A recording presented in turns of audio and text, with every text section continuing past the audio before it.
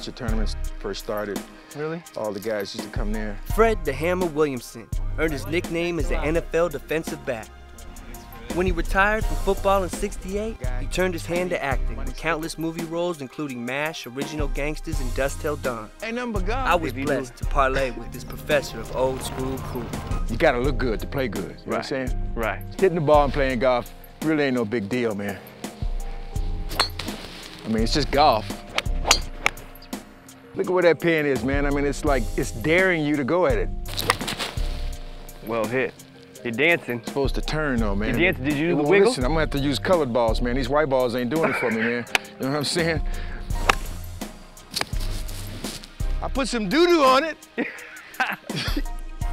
And there you go. Oh, good roll though. Dude, you got a jinx on me, man. Dog, You know? play that hard to tally, man. That's a... I'm a senior citizen, man. You're supposed to be doing that. There you go. And it ain't in the bushes. It ain't in the bushes. It ain't where yours is. I went to Sears and Roebuck and bought me some clubs. There you go. And I went out every night for about 6 months, man. Just played golf in the dark. Just, you know, I invented a swing.